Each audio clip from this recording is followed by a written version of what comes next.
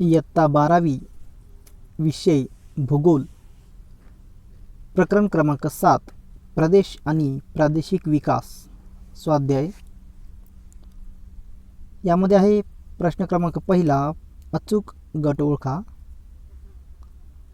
1 यामध्ये अ गट आहे सातपुडा दख्खन आल्प्स रॉकीज, ब गट यवतमाळ अमरावती सोलापूर बृहन्मुंबई, क गट थर सहारा हिमालय गोबी व ड गट आहे मराठवाडा खानदेश विदर्भ कोकण। तर यामध्ये योग्य गट असेल ड मराठवाडा खानदेश विदर्भ कोकण।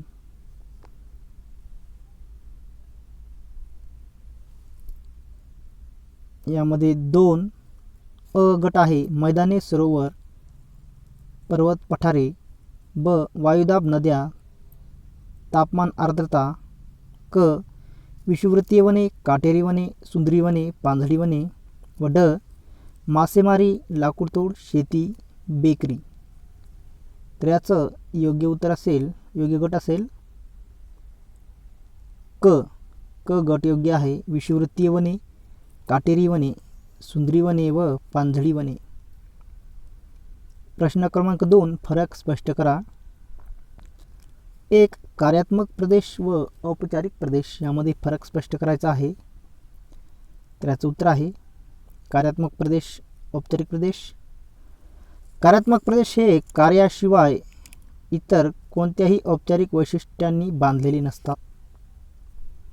औपचारिक प्रदेश हा एखाद्या विशिष्ट प्राकृतिक किंवा राजकीय प्रदेशाच्या वैशिष्ट्याने निर्माण झालेला असतो। कार्यात्मक प्रदेश सामाजिक आणि आर्थिकदृष्ट्या एकच एकक म्हणून कार्य करण्यासाठी निर्माण केला जातो। औपचारिक प्रदेशात वास्तव्य करणाऱ्या लोकसमूहात एक किंवा अनेक वैशिष्ट्ये समान असू शकतात। कार्यात्मक प्रदेशाची निर्मिती केवळ एका समान कार्याच्या आधारे होते। औपचारिक प्रदेशाच्या निर्मिती वेळेस भौगोलिक घटक भाषा आर्थिक क्रिया विशिष्ट पीक उत्पादने हवामान इत्यादी घटकांचा विचार केला जातो।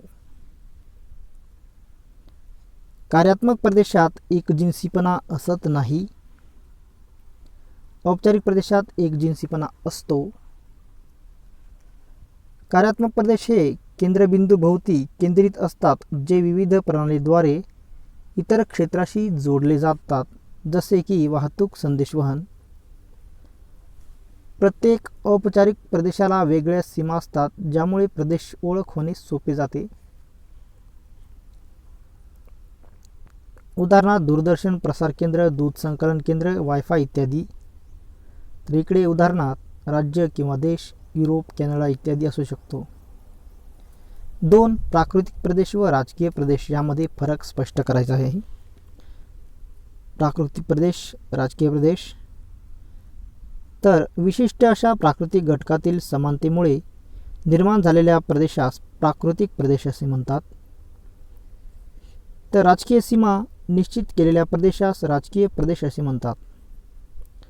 प्राकृतिक प्रदेशाचा विस्तार हा अनेक राजकीय प्रदेशात असू शकतो। राजकीय प्रदेशात अनेक प्राकृतिक प्रदेशांचा समावेश होऊ शकतो। प्राकृतिक प्रदेशाच्या निर्मितीस प्राकृतिक रचना हवामान व इतर प्राकृतिक घटक कारणीभूत ठरतात।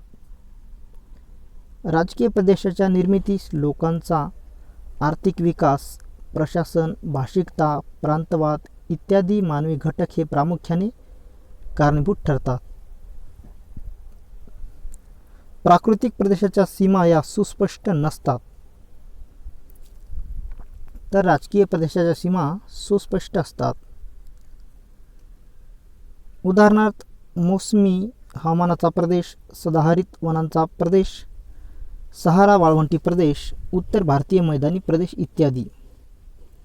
तर इकडे उदाहरणार्थ युरोप खंड भारत देश पुणे जिल्हा इत्यादी। प्रश्न क्रमांक 3 टिपा लिहा। 1 प्रादेशिक विकासावर परिणाम करणारे घटक। तर याचं उत्तर आहे प्रदेशाच्या सर्वांगीण विकासासाठी कुशल मनुष्यबळ आणि नैसर्गिक संसाधनाचा वापर करणे आवश्यक आहे। अशा प्रकारचा विकास म्हणजे संपूर्ण प्रदेशाचा विकास होय. एखाद्या प्रदेशातील मानवाचे कल्याण करण्यासाठी व सामान्य परिस्थितीत सुधारणा घडवून आणून लोकांच्या राहणीमानाचा दर्जा वाढवून सांस्कृतिक विकास साध्य करण्यासाठी करण्यात येणाऱ्या नियोजनबद्ध क्रियेस प्रादेशिक विकास असे म्हणतात. एखाद्या प्रदेशाचा विकासावर प्राकृतिक घटक, सामाजिक व सांस्कृतिक घटक, आर्थिक आणि पर्यावरणीय घटक हे परिणाम करत असतात. तसेच प्रदेशाच्या विकासावर हवामान व प्राकृतिक रचना व नैसर्गिक साधनसंपत्तीचा परिणाम होत असतो. लोकसंख्या आणि प्रादेशिक विकास यांचा जवळचा संबंध आहे. प्रदेशाच्या विकासावर लोकांची संख्या आणि गुणवत्ता या दोन्ही बाबी आवश्यक असतात. लोकांचे राहणीमान, रोजगार, दरडोई उत्पन्न इत्यादी घटकावरून प्रदेशाचा विकास समजून येतो. प्रादेशिक विकासावर भूमी उपयोजनाचाही परिणाम होतो. प्रादेशिक विकास अधिक असणाऱ्या प्रदेशात नागरी भूमी उपयोजन क्षेत्र अधिक आढळून येते, तर कमी प्रादेशिक विकासाच्या प्रदेशात ग्रामीण भूमी उपयोजनाची क्षेत्रे जास्त आढळतात. प्रदेशातील लोक तेथील जमिनीचा वापर कसा करतात त्यानुसार त्या प्रदेशाच्या विकासाचे भवितव्य ठरते. त्याचप्रमाणे प्रदेशात चालत असलेल्या आर्थिक क्रियांवरून देखील प्रादेशिक विकासाची कल्पना येते. सर्वसाधारणपणे तृतीयक आर्थिक क्रिया अधिक चालणाऱ्या प्रदेशाचा विकास अधिक झाला आहे असे म्हणता येते. प्रादेशिक विकास झालेल्या प्रदेशात पर्यावरणीय घटकांचाही विचार केला जातो. पर्यावरण व मानव यांची योग्य सांगड घालून विकास साधणे यावर अधिक भर दिला जात असतो. अशा प्रकारे प्रादेशिक विकासावर विविध घटकांचा परिणाम होत असतो.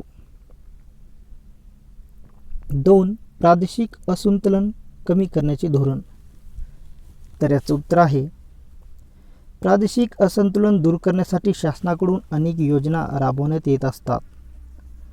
सुरुवातीस अविकसित प्रदेश शोधले जातात व नंतर हे प्रदेश अविकसित राहण्यामागची कारणे शोधली जातात. असे प्रदेश शोधण्यासाठी विविध निकष लावले जातात, जसे सामाजिक, आर्थिक इत्यादी घटक.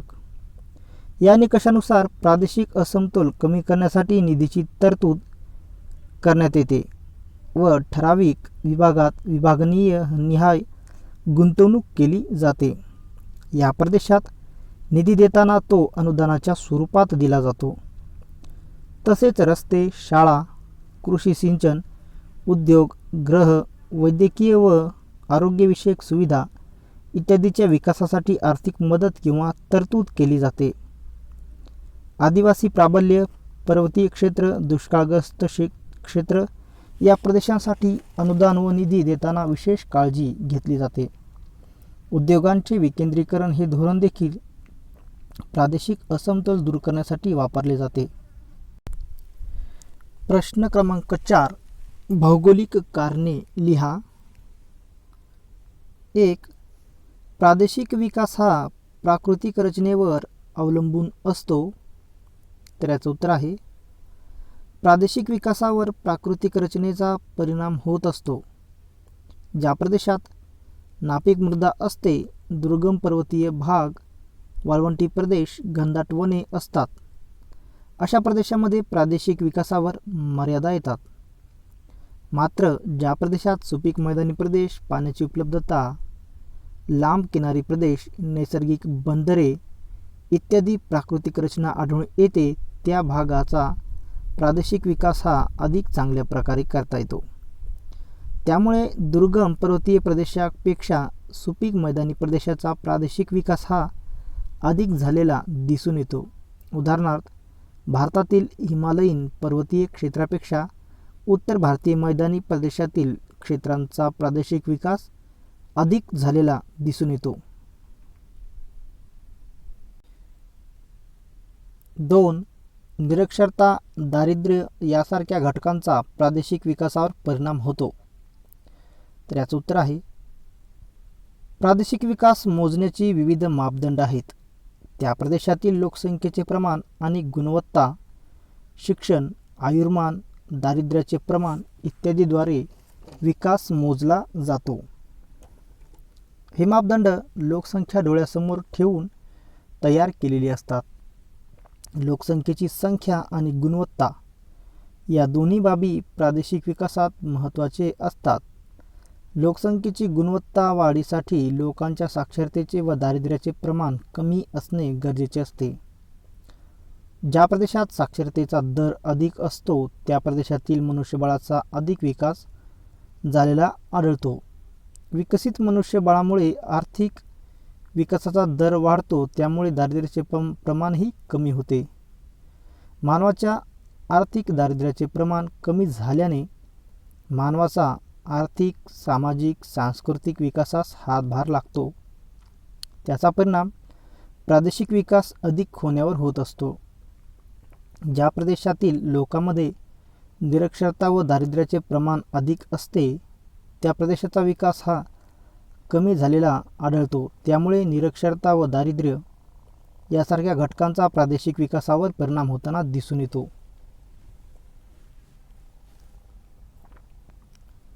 3. हिमालय पर्वतीय प्रदेशाचा विकास फारसा झालेला नाही. तर याचं उत्तर आहे दुर्गम पर्वतीय प्रदेशामुळे दळणवळण साधनांचा कमी विकास होतो. यामुळे औद्योगिक विकासालाही मर्यादित स्वरूप प्राप्त होते. त्यामुळे या प्रदेशात बेरोजगारीचे प्रमाण अधिक वाढते. दरडोई उत्पन्न कमी आढळते. तसेच पर्वतीय अपरिपक्व मृदा यामुळे शेतीचा कमी विकास, बर्फाच्छादित प्रदेश, प्रतिकूल हवामान यामुळे नैसर्गिक साधनसंपत्तीचाही विकास कमी होतो. त्याचप्रमाणे सतत होणारे भूस्खलन, अतिवृष्टी, भूकंप इत्यादी नैसर्गिक आपत्ती यामुळे हिमालयीन पर्वतीय प्रदेशाचा फारसा विकास झालेला नाही. प्रश्न क्रमांक 5 सविस्तर उत्तरे लिहा. 1. प्रदेश कशाला म्हणतात? तर याचं उत्तर आहे एखाद्या भूभागावर समान किंवा सारख्या भौगोलिक व सांस्कृतिक घटकांनी युक्त असलेल्या भागाला प्रदेश असे म्हणतात.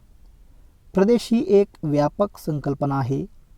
प्रदेश हा एक किंवा अनेक घटकांनी युक्त असतो. तसेच तो विशाल भौगोलिक प्रदेशाचा घटक असतो. प्रदेशाच्या भौगोलिक, सांस्कृतिक, राजकीय, सामाजिक इत्यादी घटकात समानता असते. तसेच त्यांच्या समस्या ही समान असतात. प्रदेशाचे वर्गीकरण हे समान वैशिष्ट्यावर आधारित असते. ज्या क्षेत्रामध्ये समान गुणधर्म असतात व जे एकसंध असतात अशा क्षेत्राला प्रदेश म्हणतात. भौगोलिक अभ्यासात प्रदेश हा मूलभूत एकक असतो. प्रदेशामुळे एक क्षेत्र दुसऱ्या क्षेत्रापासून वेगळे करता येते. एका प्रदेशामध्ये 2 किंवा अधिक उपप्रदेश असू शकतात. एखादे क्षेत्र प्रदेश म्हणून संबोधण्यासाठी खालील वैशिष्ट्यांची आवश्यकता असते. 1. स्थान. प्रदेशाला भौगोलिक स्थान असणे आवश्यक असते. हे स्थान वृत्तांनी दाखवता आले पाहिजे. 2. भौगोलिक विस्तार. एकसमानतेच्या आधारे प्रदेशाचा विस्तार निश्चित होतो. 3. सीमा. प्रदेशाला स्वतःची सीमा असते. या सीमांकनाच्या पलीकडे दुसरा प्रदेश सुरू होतो. 4. उतरंड. समान गुणधर्माच्या आधारे सदर प्रदेशाची श्रेणीबद्ध उतरंड करता येते. उदाहरणार्थ उत्तर भारतीय मैदानी प्रदेश आणि त्याचे भूप्रदेश. वरील वैशिष्ट्य क्षेत्राला लागू होतात त्या क्षेत्राला प्रदेश असे म्हणतात. 2. कोणत्या वैशिष्ट्यांच्या आधारावर प्रदेश वेगळे केले जातात? उदाहरणे द्या. तर याचं उत्तर आहे पृथ्वीवरील किंवा परिसरातील समान भूक्षेत्रांना समान वैशिष्ट्यांच्या आधारे ठळकपणे ओळखता येते. ती वैशिष्ट्य निसर्गनिर्मित तसेच मानवनिर्मितही असू शकतात. प्रदेशाची वैशिष्ट्ये पुढीलप्रमाणे आहेत. प्रदेश संबोधण्यासाठी आवश्यक वैशिष्ट्य. 1. स्थान किंवा ठिकाण. प्रदेशाला भौगोलिक स्थान असणे आवश्यक असते व ते अक्षांश व रेखांश या वृत्तांनी दाखवता आले पाहिजे. उदाहरणार्थ मुंबई. 2. भौगोलिक विस्तार. एकसंगतेच्या आधारे प्रदेशाचा विस्तार निश्चित होतो. उदाहरणार्थ महाराष्ट्राचा भौगोलिक विस्तार अक्षवृत्तीय विस्तार आहे 15°48' उत्तर ते 22°6' उत्तर. तसेच रेखावृत्तीय विस्तार आहे 72°36' पूर्व ते 80°54' पूर्व. 3 सीमा. प्रत्येक प्रदेशाला स्वतःची सीमा असते व त्या सीमेच्या पलीकडे दुसरा प्रदेश सुरू होतो. उदाहरणार्थ महाराष्ट्राच्या सीमा पूर्वेस छत्तीसगड, उत्तरेस मध्य प्रदेश इत्यादी. 4 श्रेणीबद्ध उतरंड. समान गुणधर्माच्या आधारे सदर प्रदेशाची श्रेणीबद्ध उतरंड करता येते. उदाहरणार्थ उत्तर भारतीय मैदानी प्रदेश आणि त्याचे उपप्रदेश, महाराष्ट्र व महाराष्ट्रातील विदर्भ, कोकण, मराठवाडा विभाग इत्यादी. प्रदेशाचे वर्गीकरण. प्रदेशाचे वर्गीकरण पुढीलप्रमाणे करता येते. 1. प्राकृतिक गुणधर्मानुसार, जसे की पर्वतीय प्रदेश, वनप्रदेश, मृदा प्रदेश, हवामान प्रदेश इत्यादी. 2. आर्थिक गुणधर्मानुसार, जसे की विकसित प्रदेश, अविकसित प्रदेश, औद्योगिक प्रदेश इत्यादी. 3. सामाजिक गुणधर्मानुसार, जसे कमी साक्षर, जास्त साक्षर, स्थलांतरित प्रदेश इत्यादी. 4. सांस्कृतिक गुणधर्मानुसार, जसे आदिवासींचा प्रदेश, कोळी समाजाचा प्रदेश इत्यादी. प्रदेशाचे प्रकार. प्रदेशाचे औपचारिक प्रदेश व कार्यात्मक प्रदेश असे 2 प्रमुख प्रकार पडतात. त्यामध्ये औपचारिक प्रदेश एका निश्चित घटकाच्या आधारे ठरवलेला समान वैशिष्ट्य असलेला एकजिनसी प्रदेश म्हणजे औपचारिक प्रदेश होय.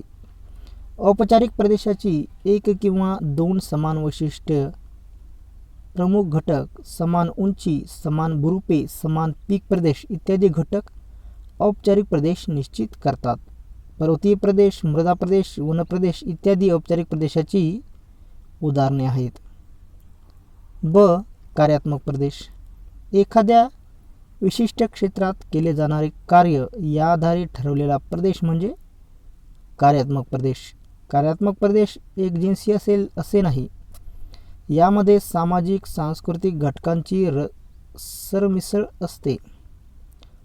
दळणवळण, वाहतूक, शहरी ग्रामीण संबंध, शहरे उपनगरे अशा परस्पर सहकार्याने कार्यरत असतात. तसेच कार्यात्मक प्रदेश हे मूलभूत सांस्कृतिक, सामाजिक किंवा आर्थिक एकक असणारे प्रदेश असतात. वरील प्रदेशाची विविध वैशिष्ट्ये उदाहरणे आहेत. 3. दरडोई उत्पन्न हे प्रादेशिक विकासाचे निर्देशक नाही, स्पष्ट करा. तर याचं उत्तर आहे एखाद्या प्रदेशातील मानवाचे कल्याण करण्यासाठी व सामान्य परिस्थितीत सुधारणा घडवून आणून लोकांच्या राहणीमानाचा दर्जात वाढ करून सांस्कृतिक विकास साध्य करण्यासाठी करण्यात येणाऱ्या नियोजनबद्ध क्रियास प्रादेशिक विकास असे म्हणतात. विकास ही एक सापेक्ष संज्ञा आहे. विकास मोजण्यासाठी बरेच मापदंड किंवा मानक आहेत. विविध क्रिया आधारे त्या क्षेत्रातील उत्पन्न, लोकसंख्येचे प्रमाण आणि गुणवत्ता, शिक्षण, आयुर्मान, दारिद्र्याचे प्रमाण इत्यादी हे विकासाची विविध मानके किंवा मापदंड आहे. परंतु विकासाचा कोणताही एक मापदंड किंवा मानक एखाद्या क्षेत्राचा विकास ठरवणारा एकमात्र घटक असू शकत नाही. एक किंवा काही घटक निवडून प्रादेशिक विकासाचा सर्वांगीण विचार करता येत नाही. सर्वसाधारणपणे जेव्हा एखाद्या क्षेत्राच्या विकासाचा विचार केला जातो तेव्हा प्राकृतिक, सामाजिक, आर्थिक आणि पर्यावरणीय इत्यादी बाबींचा झालेला विकास लक्षात घेऊन त्या प्रदेशाचा प्रादेशिक विकास किती झाला आहे हे सांगता येते. दरडोई उत्पन्न हे विकासाचे एक मानक आहे, मात्र ते त्या प्रदेशाचा संपूर्ण विकासाचे निर्देशक नाही. कारण दरडोई उत्पन्न अधिक असले तरी त्या प्रदेशाचा केवळ आर्थिक विकास झाला असे म्हणता येईल. मात्र त्या प्रदेशाचा सर्वांगीण विकास होण्यासाठी सामाजिक, सांस्कृतिक, शैक्षणिक, राजकीय या सर्व घटकांचा समतोल असा विकास होणे महत्त्वाचे असते. त्यामुळे केवळ दरडोई उत्पन्न अधिक असले म्हणजे त्या प्रदेशाचा सर्वांगीण विकास झाला असे आपणास म्हणता येणार नाही. उदाहरणार्थ, विकसित राष्ट्रांचे दरडोई उत्पन्न हे अधिक आहे, त्यावरून त्या राष्ट्रांचा सर्वांगीण विकास झाला असे म्हणता येत नाही. कारण त्या राष्ट्रामध्ये देखील पर्यावरणीय, धार्मिक व सांस्कृतिक समस्या या अस्तित्वात आहेत. म्हणजेच सर्वांगीण विकास होण्यासाठी केवळ दरडोई उत्पन्नात वाढ होऊन चालणार नाही, तर त्या प्रदेशाच्या सर्वांगीण घटकांचा देखील विकास होणे गरजेचे आहे. त्यामुळे दरडोई उत्पन्न हे प्रादेशिक विकासाचे एकमात्र निर्देशक नाही.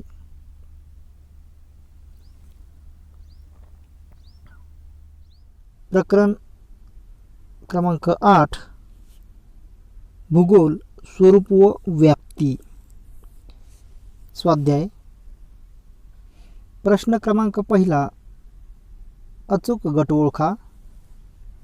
तर यामध्ये 1 आहे अ गटमध्ये भूरूपशास्त्र, हवामानशास्त्र, जैवभूगोल, ऐतिहासिक भूगोल. ब गट नकाशाशास्त्र, सर्वेक्षण, माहिती संकलन, GIS किंवा GPS. क गट आहे पर्यटन, वनसंवर्धन, वन्यप्राणी संवर्धन, संस्कृती संवर्धन. व ड गट आहे राजकीय भूगोल, प्राकृतिक भूगोल, लोकसंख्या भूगोल, आर्थिक भूगोल. तर याच्यातील योग्य गट असेल ब नकाशाशास्त्र, सर्वेक्षण, माहिती संकलन, GIS, GPS. प्रश्न क्रमांक 2. भौगोलिक कारणे लिहा. 1.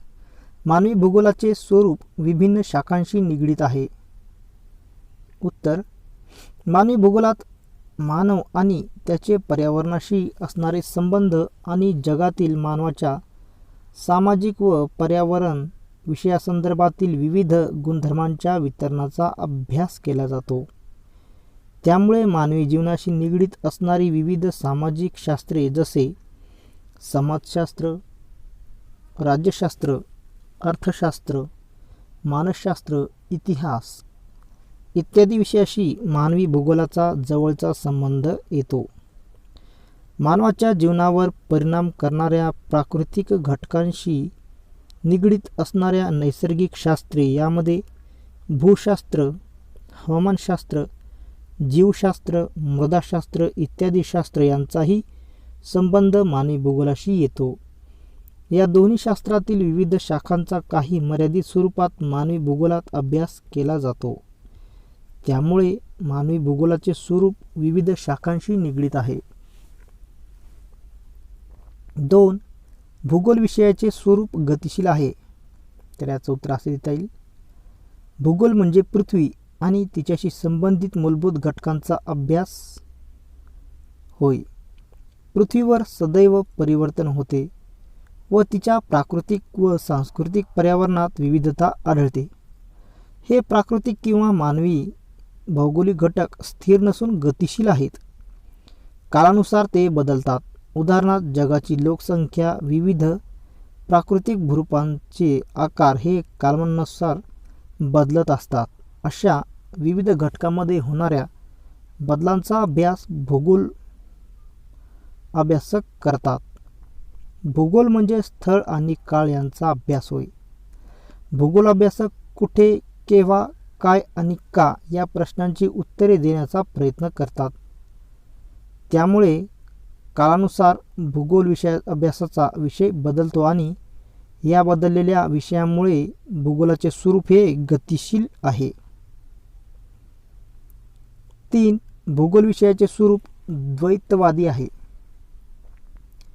तर याचं उत्तर आहे भूगोलाचे स्वरूप हे व्यापक असे आहे. कालावधीनुसार भूगोलाच्या स्वरूपात परिवर्तन होत गेले. भूगोलाची व्याप्ती जशी वाढली तसे भूगोलातील अभ्यासाचे स्वरूप बदलले. यातून अनेक नवनवीन विचार उदयास आले. यामध्ये काही विरोधाभासी दृष्टिकोन निर्माण झाले.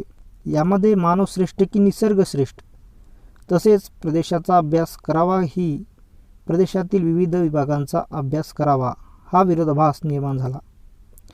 या विरोधाभासालाच द्वंद्ववाद असे म्हणतात. यातून परस्पर विरोधी किंवा स्वतंत्र दृष्टिकोन निर्माण झाले यांनाच द्वैतवादी असे म्हणतात. उदाहरणार्थ निसर्गवाद, प्राकृतिकवाद, संभाव्यवाद, मानवतावाद यामुळे भूगोलाचे स्वरूप हे द्वैतवादी बनले. या दोन्ही वादामुळे भूगोलाच्या विकासास मदत झाली. प्रामुख्याने हे वाद भूगोलातील अभ्यासाचे विषय, त्यांच्या अध्यापन पद्धती आणि भूगोलाच्या अभ्यासाच्या केंद्रबिंदू यांच्याशी संबंधित आहेत. प्रश्न क्रमांक 3 टिपा लिहा. 1. प्राकृतिक भूगोल विज्ञानाच्या विविध शाखांमधील संबंध.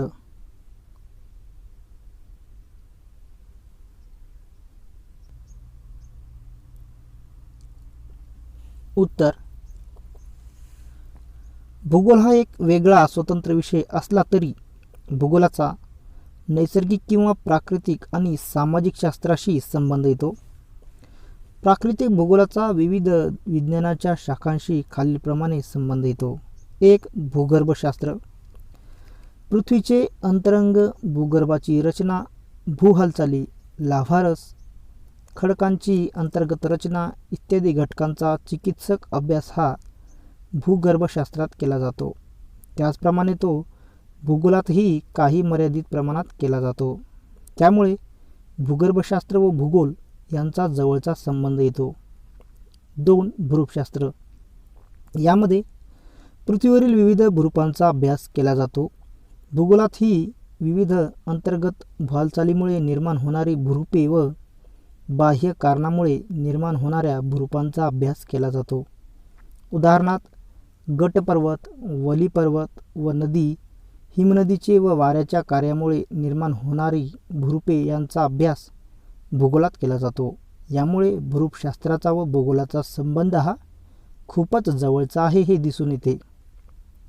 3. हवामानशास्त्र. हवामानशास्त्रात हवामानाचे विविध घटकांचा अभ्यास केला जातो. त्याचप्रमाणे भूगोलातही हवामानाच्या विविध घटकांचा अभ्यास केला जातो. उदाहरणार्थ पृथ्वीवरील कटिबंध, वारे, पर्जन्य, आर्द्रता, तापमान इत्यादी घटकांचा प्रदेशांमधील वनस्पती, प्राणी व मानवी जीवनावर होणारा परिणाम यांचा अभ्यास केला जातो. यामुळे हवामानशास्त्र व भूगोल यांचा जवळचा संबंध दिसून येतो. 4. जीवशास्त्र. जीवशास्त्रातील प्राणीशास्त्र व वनस्पतीशास्त्र या प्रमुख 2 शाखा आहेत. यामध्ये विविध सजीवांची रचना तसेच विविध प्राण्यांचा अभ्यास केला जातो. त्याचप्रमाणे भूतलावर आढळून येणाऱ्या विविध वनस्पतींचा अभ्यास हा वनस्पतीशास्त्रामध्ये केला जातो. भूगोलामध्ये देखील नैसर्गिक प्रदेश व त्या प्रदेशात आढळून येणाऱ्या विविध वनस्पती, प्राणी, जीवन यांच्यावर होणाऱ्या भौगोलिक घटकांचा अभ्यास केला जातो. विविध प्रदेशामध्ये आढळून येणाऱ्या प्राण्यांच्या जाती, वर्गीकरण, शारीरिक वैशिष्ट्ये, त्यांचे मानवी जीवनातील उपयोग यांचा अभ्यास देखील भूगोलामध्ये केला जातो. त्यामुळे भूगोलाचा अभ्यास करत असताना भूगोल व जीवशास्त्राचा संबंध हा येतो. 5. मृदाशास्त्र. मृदाशास्त्रामध्ये मृदा निर्मितीची प्रक्रिया, मृदा निर्मितीवर परिणाम करणारे घटक इत्यादीचा सखोल अभ्यास केला जातो. भूगोलामध्ये देखील मृदा निर्मितीची प्रक्रिया, मृदेवर परिणाम करणारे विविध घटक, खडक विदारण प्रक्रिया, हवामानाचा मृदा निर्मितीवर होणारा परिणाम, मृदेचे विविध प्रकार, मृदेची रचना, मृदेचा पोत, सुपीकता, विविध मृदेमध्ये घेतली जाणारी पिके इत्यादीचा अभ्यास भूगोलामध्ये केला जातो. 6. रसायनशास्त्र. रसायनशास्त्र व भूगोल यांचाही जवळचा संबंध आहे. रासायनिक विदारण, रूपांतरित खडकाची निर्मिती, आम्लपर्जन्य, प्रदूषण, असेंद्रिय सेंद्रिय खते, हवेचे घटक, सागराची क्षारता इत्यादी घटकांचा अभ्यास करताना भूगोलाचा व रसायनशास्त्राचा संबंध येतो. 7. पदार्थविज्ञान. तापमान, आर्द्रता, वायुदाब इत्यादी गोष्टी व त्यांचे मोजमाप यांचा संबंध पदार्थविज्ञानाशी आहे. तापमापक, वायुदाब, आर्द्रता मापक, पर्जन्यमापक इत्यादी यंत्राचे कार्य, रचना या गोष्टी पदार्थविज्ञानात सविस्तर अभ्यासल्या जातात. तर या मापकांचा वापर भूगोलात विविध हवेच्या घटकांचे मापन, करण्यासाठी केला जातो.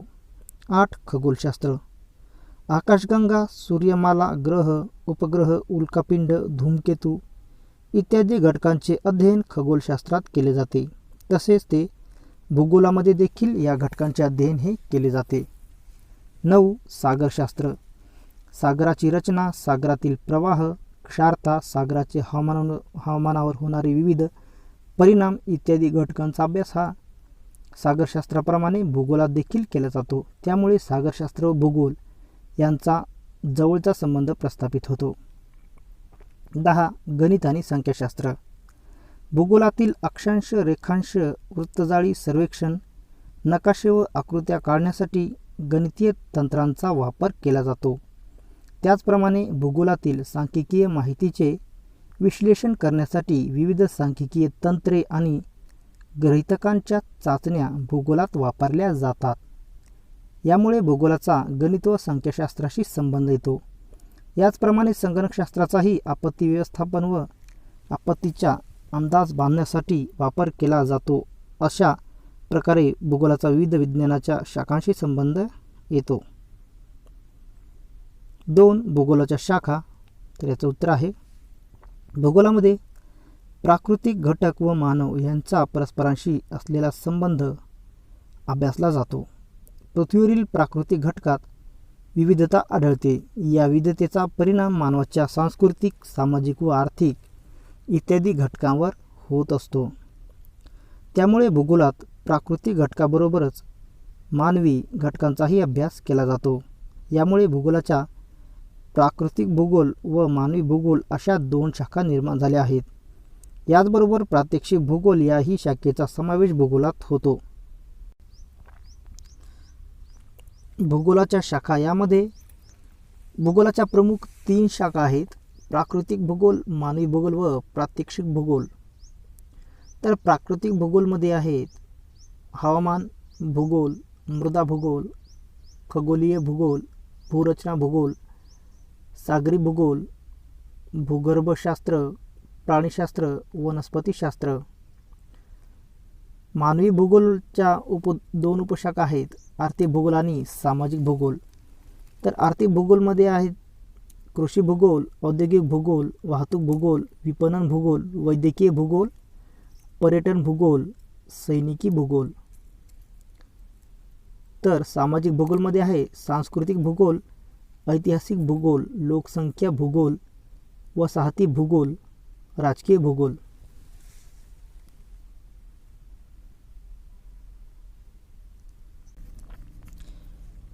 तीन भूगोलातील आधुनिक कल. तर याचं उत्तर असे देता येईल भूगोलाचे स्वरूप गतिमान असल्यामुळे दिवसेंदिवस भूगोलाची व्याप्ती वाढत आहे. नवीन अनेक घटकांची भर या विषयात पडत आहे. दृकश्राव्य माध्यम आणि माहिती तंत्रज्ञानामुळे माहिती स्रोत समृद्ध झाले आहेत. तंत्रज्ञान, संगणक आणि संगणक प्रणालीचा वापर यामुळे माहितीचे संकलन, विश्लेषण, सादरीकरण यामध्ये चांगल्या संधी उपलब्ध झाल्या आहेत. भूगोलाच्या अभ्यासासाठी भौगोलिक माहिती प्रणाली आणि जागतिक स्थान निश्चिती प्रणाली अनिवार्य आहे. यासाठी संगणक ज्ञानाचे भूगोल अभ्यासकास आवश्यक कौशल्य असणे गरजेचे आहे. ॲपचा वापर आपल्या दैनंदिन जीवनात वाढला आहे. याचे ज्ञान भूगोल अभ्यासकाला असणे गरजेचे आहे. उपयोजित भूगोलामध्ये गणितीय प्रतिकृती व संगणकीय प्रतिकृतीद्वारे भविष्यातील लोकसंख्येची वृद्धी, घनता, भूमी उपयोजन इत्यादीचे अंदाज वर्तवले जातात. त्यामुळे याचे ज्ञान असणे ही आधुनिक काळाची गरज आहे. प्रगत सांख्यिकीय तंत्र आणि संगणक प्रणाली यांच्याही ज्ञानाची गरज निर्माण झाली आहे. याचा उपयोग भौगोलिक पर्यावरणातील अनेक घटकांचे मोजमाप करण्यासाठी उपयोग होत असते. त्याचप्रमाणे आधुनिक काळात आपले भवितव्य घडवण्यासाठी भूगोलामध्ये अनेक आकर्षक पर्याय उपलब्ध झाले आहेत. स्पर्धा परीक्षेच्या अभ्यासात भूगोल अभ्यासाचे महत्त्व, याशिवाय विविध हार्ड स्किल व सॉफ्ट स्किल्स यांच्यासह विविध योजनांतून या विषयात आधुनिक काळात भवितव्य घडवण्याच्या अनेक संधी उपलब्ध झाल्या आहेत. उदाहरणार्थ पत्रकारिता, पर्यटन, अध्यापन, पुस्तकलेखन, आशयलेखन, नकाशे निर्मिती, नागरी प्रशासन, वाहतूक नियोजन इत्यादी क्षेत्रात भूगोलाची पार्श्वभूमी असणाऱ्या व्यक्तींची आवश्यकता असते. 4. भूगोल अभ्यासासाठी लागणारे कौशल्य. तर याचं उत्तर आहे भूगोल या मूळ ज्ञानशाखेचे स्वरूप बदलत असून ते आता अधिकाधिक उपयोजित भूगोल ज्ञानशाखा म्हणून उदयास येत आहे. उपयोजित भूगोलातील अभ्यासविषयाच्या सर्व घटकांचा भविष्यकालीन उपयोग करणे आणि अंदाज वर्तवणे याकडे कल वाढत आहे. या सर्वांचा एक परिणाम म्हणून आता उपयोजित भूगोल आणि एक नवी ज्ञानशाखा वेगाने विकसित होत आहे. या ज्ञानशाखेत गणितीय प्रतिकृती, संगणकीय प्रतिकृती यांचा वापर करून तसेच प्रगत सांख्यिकीय तंत्र आणि संगणक प्रणाली यांचा वापर करून हवेची स्थिती, हवामान बदल, समुद्र पातळीतील बदल, पर्यावरणातील बदल, प्रदूषण, मृदा अपक्षरण, निर्वनीकरण, आकारांची भविष्यकालीन निर्मिती या प्राकृतिक भूगोलविषयक घटकात विशेषत्वाने वापर केला गेला आहे. अशाच प्रकारच्या आधुनिक तंत्रज्ञानाचा वापर करून भविष्यकालीन लोकसंख्या वृद्धी आणि घनता, भूमी उपयोजन, शेती करण्याचे प्रमाण, लोकसंख्येचे स्थलांतर, लोकसंख्येचे प्रारूप, औद्योगिकीकरण, शहरीकरण, झोपडपट्ट्यांचे व्यवस्थापन अशा विविध मानवी भूगोल अभ्यास विषयातही आधुनिक तंत्रज्ञानाचा वापर वाढत आहे. त्यामुळेच भूगोल विषयातील मूलभूत घटकांच्या सखोल ज्ञानासह काही कौशल्य आत्मकज्ञानही आत्मसात केल्यास त्याच्या संयोजनातून भविष्यकालीन रोजगाराच्या तसेच स्वयंरोजगाराच्या अनेकविध संधींचा खजिना भूगोल विषयाच्या माध्यमातून उपलब्ध होऊ शकतो. प्रश्न क्रमांक 4. सविस्तर उत्तरे लिहा. 1. दैनंदिन जीवन जगताना आपल्याला भूगोलाचा कसा उपयोग होतो ते उदाहरणासह स्पष्ट करा. उत्तर. भूगोलाचा उपयोग आपल्या जीवनात सातत्याने होत असतो. सकाळी उठल्यापासून ते रात्री झोपेपर्यंत भूगोलाचा प्रत्यक्ष व अप्रत्यक्षरित्या संबंध येत असतो. सूर्योदय, किमान, कमाल तापमान, दिवस-रात्र, महिने, ऋतू, हंगाम इत्यादी घटकांचा प्रत्यक्षरित्या मानवी जीवनाशी संबंध येतो. घरातील साधे उदाहरण म्हणजेच विजेची बटन दाबतो त्यावेळी असा प्रश्न पडतो की ही वीज कोणत्या ठिकाणापासून येते, त्या ठिकाणाचे नाव काय, त्या धरणाचे नाव काय, त्या ठिकाणी भूपृष्ठ रचना कशी आहे, धरण किती TMCचे आहे, धरणातील जलाशयाचे नाव काय, धरणाजवळ पर्जन्यमानाचे किती प्रमाण आहे, असे अनेक प्रश्न निर्माण होतात. या सर्व प्रश्नांची उत्तरे भूगोल विषयात मिळतात. घरातूनच भूगोल विषयाची सुरुवात होत असते. आजच्या आधुनिक जगात वर्तमानपत्रे, विविध दूरदर्शन वाहिनी व समूह संपर्क माध्यमे इत्यादीद्वारे मानवाला दैनंदिन भौगोलिक घटनांची माहिती मिळत असते. प्रत्येक मानवाचे संपूर्ण दैनंदिन व्यवहार हे भूगोलाने वेढलेले असतात. माझ्या जीवनाच्या कोणत्याही व्यवहाराशी भौगोलिक घटनांचा संबंध येता कामा नये असे म्हणणाऱ्या व्यक्तीला या जगात कुठेच स्थान नसेल. मानवाचे सर्व जीवनच भूगोलाने व्यापलेले आहे हे खालीलप्रमाणे सांगता येईल. मानवाच्या मूलभूत गरजांची पूर्ती. मानव आपल्या दैनंदिन अन्न, वस्त्र, निवारा या गरजांच्या पूर्तीसाठी भूगोलावर अवलंबून असतो. मानवाच्या प्राथमिक गरजेचे स्वरूप वेगळे असले तरी मूलभूत गरजा मात्र त्याच आहेत. प्रत्येक प्रदेशातील पिकांवर तेथील मृदा, हवामान, पर्जन्य, तापमान इत्यादी भौगोलिक घटकांचा परिणाम होत असतो. उदाहरणार्थ, भारतात किनारपट्टी भागात तांदळाचे उत्पादन अधिक आहे तर गंगेच्या व यमुना नदीच्या सुपीक मैदानी प्रदेशात गव्हाचे उत्पादन अधिक आहे. तसेच कोकणात अधिक पर्जन्यामुळे उताराची घरे आढळतात तर थंड हवामानाच्या प्रदेशात लोकरी कपड्यांचा वापर केला जातो. 2. भूगोल व दैनंदिन व्यापार. दैनंदिन व्यापार करताना कोणत्या प्रदेशात कोणती उत्पन्ने घेतली जातात, तसेच कोणत्या प्रदेशात बाजारपेठा उपलब्ध आहेत याचे भौगोलिक ज्ञान मानवास आपला दैनंदिन व्यापार करताना असणे गरजेचे असते. 3. वाहतूक. प्रदेशातील भौगोलिक परिस्थितीनुसार वाहतुकीचा विकास झालेला आढळतो. नद्या, सागरी किनारे असणाऱ्या भागात जलवाहतुकीचा वापर केला जातो, तर मैदानी व पठारी प्रदेशात भूमार्गाचा वापर केला जातो. 4. दैनंदिन उद्योग, रोजगार व भूगोल. प्रदेशातील खनिज संपत्ती, जलस्रोत, हवामान, वाहतूक इत्यादी घटकांचा परिणाम उद्योगाच्या स्थापनेवर होतो. त्यामुळे ज्या प्रदेशात हे भौगोलिक घटक अनुकूल असतात तेथे उद्योगधंद्यांचे केंद्रीकरण होते व त्या भागात रोजगाराच्या संधी मिळतात. त्यामुळे मानवाच्या दैनंदिन जीवनातील उद्योग व रोजगार यामध्येही भौगोलिक घटकांचा उपयोग होत असतो. 5. मानवाचे आरोग्य. ऋतू, हवामान, पर्जन्य इत्यादी भौगोलिक घटकांचा मानवाच्या आरोग्यावर परिणाम होत असतो. ऋतुमानानुसार होणारे विविध आजार व त्या संदर्भात घ्यावयाची काळजी यासाठी ऋतूनुसार होणारे हवामानातील बदल, पर्जन्य, तापमान, हवेची स्थिती इत्यादी या बदलचे ज्ञान मानवास दैनंदिन जीवनात असणे गरजेचे असते. 6. आपत्ती व्यवस्थापन. दैनंदिन जीवन जगत असताना मानवास निसर्गातून निर्माण होणाऱ्या विविध आपत्तीबद्दल ज्ञान असणे गरजेचे असते. अचानक उद्भवणाऱ्या आपत्ती, उदाहरणार्थ भूकंप, त्सुनामी, वादळे इत्यादीबद्दलचे ज्ञान असल्यास अशा आपत्तीच्या वेळेस तो काळजी घेऊ शकतो व त्या आपत्तीचा पूर्व अंदाज घेऊन जीवित व वित्तहानी कमी करू शकतो. 7. प्रदूषण.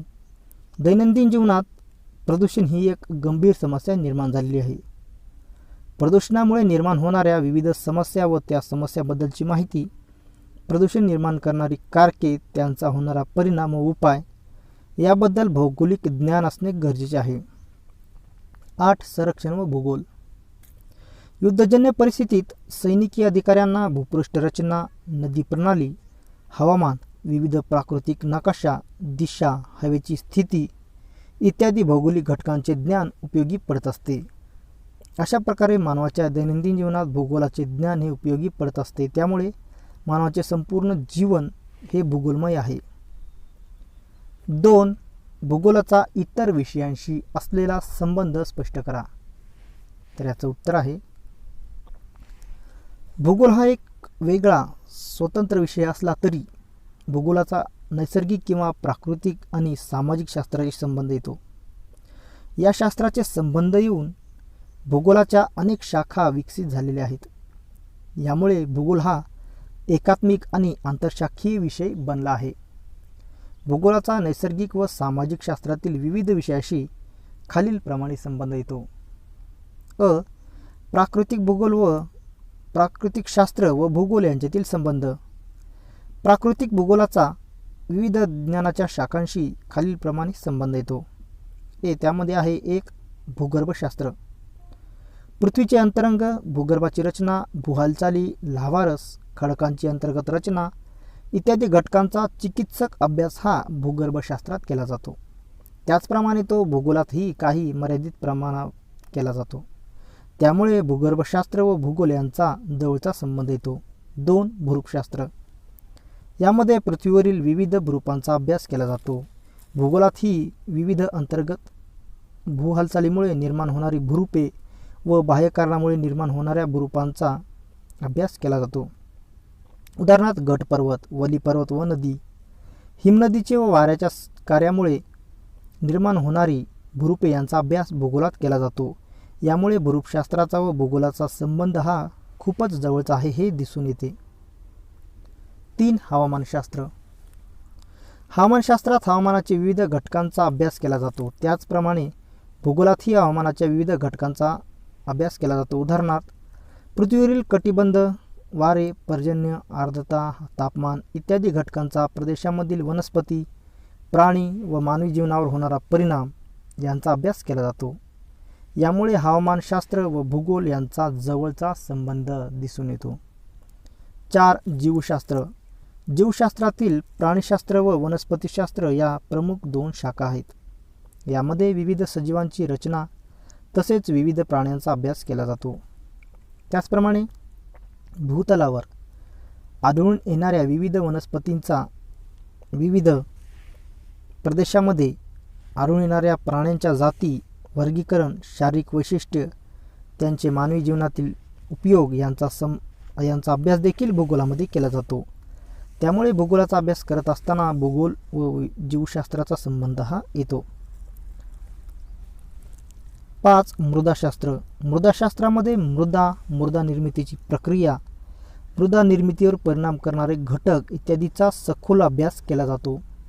भूगोलामध्ये देखील मृदा निर्मितीची प्रक्रिया, मृदेवर परिणाम करणारे घटक, विविध घटक, खडक, विदारण प्रक्रिया, हवामानाचा मृदा निर्मितीवर होणारा परिणाम, मृदेचे विविध प्रकार, मृदेची रचना, मृदेचा पोत, सुपीकता, विविध मृदेमध्ये घेतली जाणारी पिके इत्यादीचा अभ्यास देखील भूगोलामध्ये केला जातो. 6. रसायनशास्त्र. रसायनशास्त्र व भूगोल यांचाही जवळचा संबंध आहे. रासायनिक विदारण, रूपांतरित खडकाची निर्मिती, आम्लपर्जन्य, प्रदूषण, सेंद्रिय असेंद्रिय खते, हवेचे घटक, सागराची क्षमता, सागराची क्षारता इत्यादी घटकांचा अभ्यास करताना भूगोलाचा व रसायनशास्त्राचा संबंध येतो. 7. पदार्थविज्ञान. तापमापक, वायुदाब, आर्द्रता मापक, पर्जन्यमापक इत्यादी यंत्राचे कार्य, रचना या गोष्टी पदार्थविज्ञानात सविस्तर अभ्यासल्या जातात. तर या मापकांचा वापर भूगोलात विविध हवेच्या घटकांचे मापन करण्यासाठी केला जातो. 8. खगोलशास्त्र.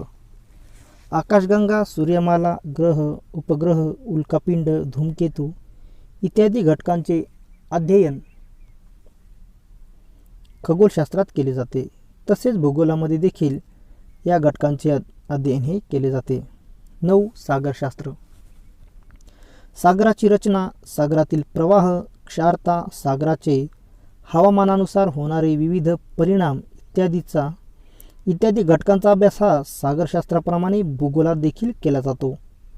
त्यामुळे सागरशास्त्र व भूगोल यांचा जवळचा संबंध प्रस्थापित होतो. 10. गणित आणि संख्याशास्त्र. भूगोलातील अक्षांश, रेखांश, वृत्तजाळी, सर्वेक्षण, नकाशे व आकृत्या काढण्यासाठी गणितीय तंत्राचा वापर केला जातो. त्याचप्रमाणे भूगोलातील सांख्यिकीय माहितीचे विश्लेषण करण्यासाठी विविध सांख्यिकीय तंत्रे आणि गृहीतकांच्या चाचण्या भूगोलात वापरल्या जातात. त्यामुळे भूगोलाचा गणित व संख्याशास्त्राशी संबंध येतो.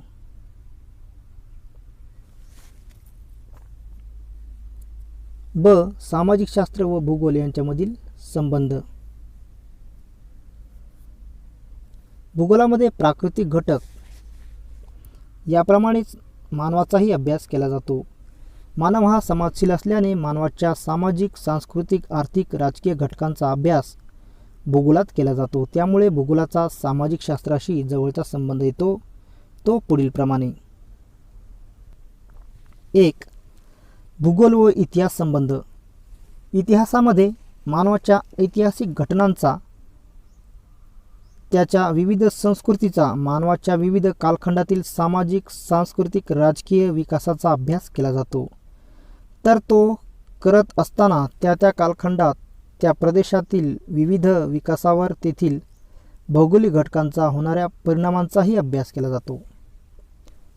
या भौगोलिक घटकांचा अभ्यास भूगोलातही केला जात असल्यामुळे भूगोल व इतिहास यांचा जवळचा संबंध दिसून येतो. प्रत्येक ठिकाणचा इतिहास घडवण्यासाठी तेथील भौगोलिक परिस्थिती कारणीभूत ठरते. 2. भूगोल व राज्यशास्त्र. राज्यशास्त्रामध्ये प्रदेशामधील राजकीय घटकांचा अभ्यास केला जातो. तर भूगोलात त्या प्रदेशातील राजकीय परिस्थिती का निर्माण झाली, त्यासाठी कोणते भौगोलिक घटक कारणीभूत ठरतात यांचा अभ्यास केला जातो. 3. भूगोल व अर्थशास्त्र.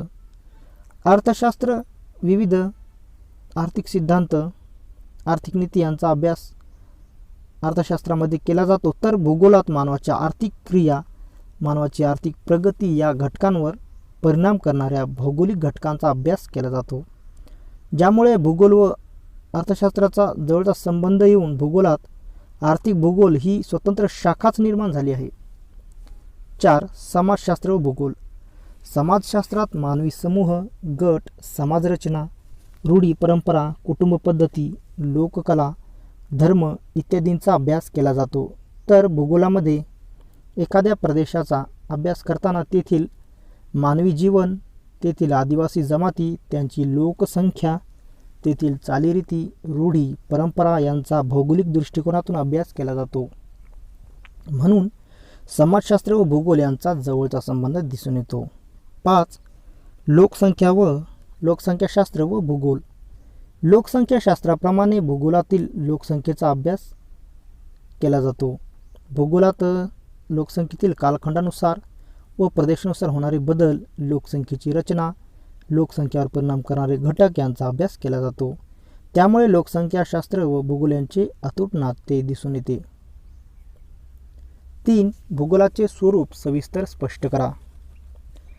तर याचं उत्तर आहे, भूगोल म्हणजे पृथ्वी आणि तिच्याशी संबंधित घटकांचा अभ्यास होय. पृथ्वीवर सदैव परिवर्तन होते व तिच्या प्राकृतिक व सांस्कृतिक पर्यावरणात कालखंडानुसार विविधता आढळते. त्यामुळे कालावधीनुसार भूगोलाभ्यासाचे स्वरूपही बदलत गेलेले दिसते. वेळोवेळी भूगोलाच्या स्वरूपात बदल झालेले दिसून येतात. ते खालीलप्रमाणे आहेत. 1. वर्णनात्मक. भूगोलाच्या विविध व्याख्यांचा विचार केल्यास भूगोलाचे स्वरूप टप्प्याटप्प्याने बदलत गेलेले आढळते. सुरुवातीच्या काळात भूगोलाचे स्वरूप हे वर्णनात्मक होते. या काळात अनेक भूगोलतज्ञांनी प्रवास करून जे जे दिसले त्याचे वर्णन नोंदवून ठेवण्याचा प्रयत्न केला. या वर्णनामुळे अनेक भौगोलिक प्रदेशांची माहिती मिळाली. याच काळात अनेक भौगोलिक प्रवास वर्णने निर्माण झाली. 2. वितरणात्मक व वर्गीकरणात्मक. भूगोलाची प्राथमिक अवस्था वर्णनात्मक होती. दुसरी भूगोलाची अवस्था म्हणजे वितरणात्मक होय. वर्णनांच्या माहितीवरून अनेक ठिकाणांची माहिती प्राप्त झाली. या माहितीच्या आधारे समान गुणधर्म असणारी माहिती एकत्रित करण्यात आली व त्यांचे वर्गीकरण करण्यात आले, ज्यामुळे भौगोलिक माहितीमध्ये सुसूत्रता आली. उदाहरणार्थ, आशिया खंडातील विविध देशांची माहिती ही आशिया खंडांतर्गत वर्गीकृत करण्यात आली. 3. कार्यकारण भावात्मक.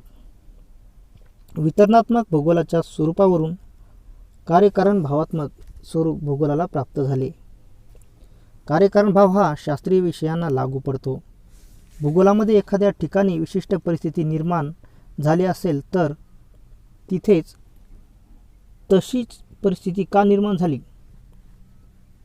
याची कारणे कार्यकारण भावामुळे शोधली जाऊ लागली. उदाहरणार्थ, एखाद्या प्रदेशात तांदळाचे उत्पादन अधिक असेल तर ते तेथेच का अधिक आहे या मागील कारणांचा शोध घेण्यास भूगोलामध्ये सुरुवात झाली. 4. गतिशीलता. परिवर्तन हे अटळ असते. परिवर्तनामुळे पृथ्वीवरील भूरूपे, त्यांचे आकार, प्राकृतिक परिस्थिती व मानवी घटकामध्ये बदल होत असतात. अशा बदलांचा संबंध कालमानाशी असल्याने भूगोलाभ्यासकांना त्याविषयी स्वारस्य असते. अशा प्रकारे भूगोल म्हणजे स्थळ आणि काळ यांचा अभ्यास. यामुळे भूगोलाचे स्वरूप गतिशील बनले. 5. द्वैतवादी. भूगोलामध्ये कालखंडानुसार विविध अभ्यास पद्धती व अभ्यासाचे विषय बदलत गेले. काही भूगोल तज्ज्ञांनी निसर्ग श्रेष्ठ मानून नैसर्गिक घटकांच्या अभ्यासाला महत्त्व दिले, तर काहींनी मानवश्रेष्ठ मानून मानवी घटकांच्या अभ्यासाला महत्त्व दिले.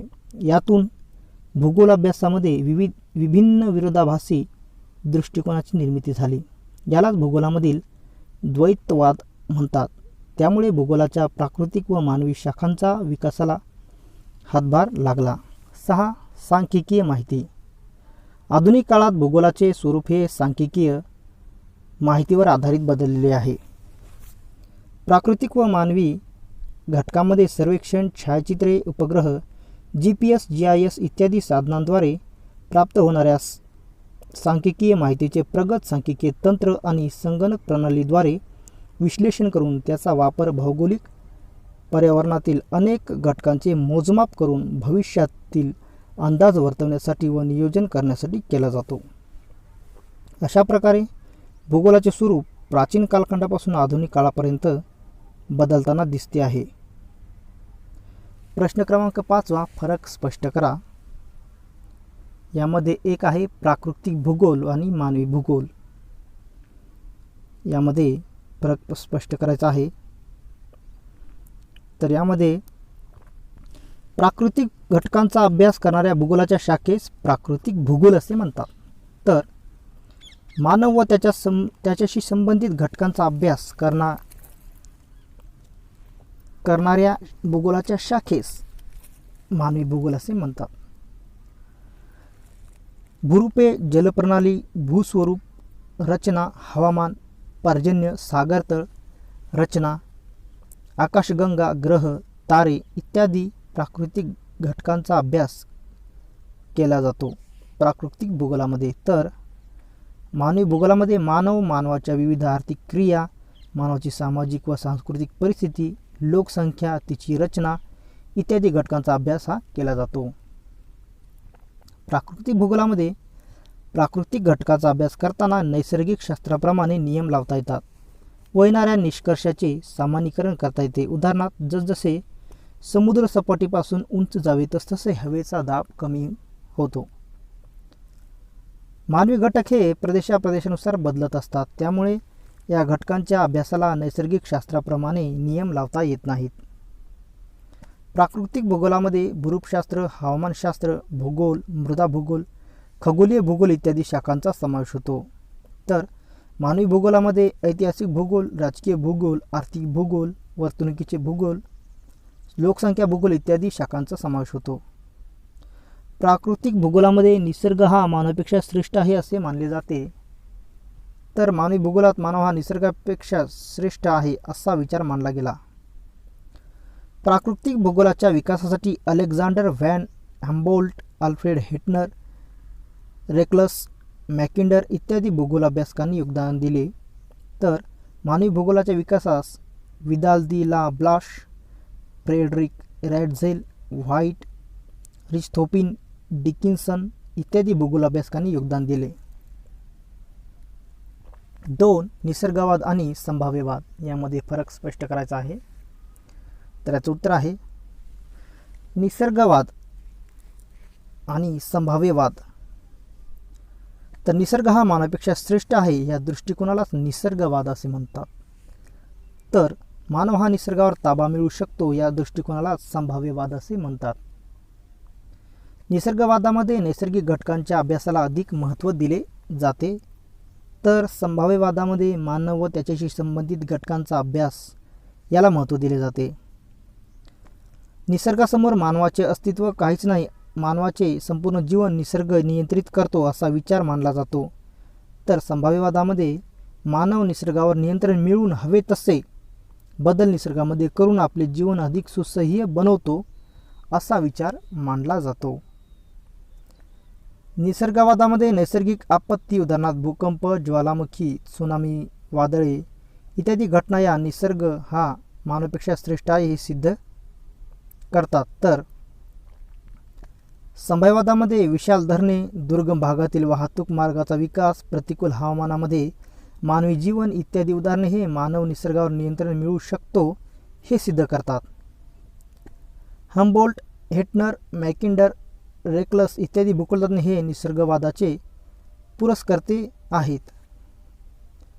तर Vidal de la Blache, Friedrich Ratzel, White, Richthofen, Dickinson इत्यादी भूगोलतज्ञ हे संभाव्यवादाचे पुरस्कर्ते आहेत. प्रश्न क्रमांक 6. सुबक आकृत्या काढा. 1. भूगोलाचा अन्य विषयाशी संबंध. तर याची आकृती आपल्याला या पद्धतीने काढता येईल. भूगोलाचा अन्य विषयाशी असलेला संबंध.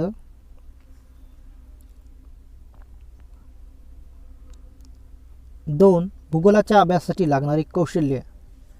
तर याची आकृती आपल्याला या पद्धतीने काढता येईल. या पद्धतीने आकृती काढून पूर्ण नावे देता येतील.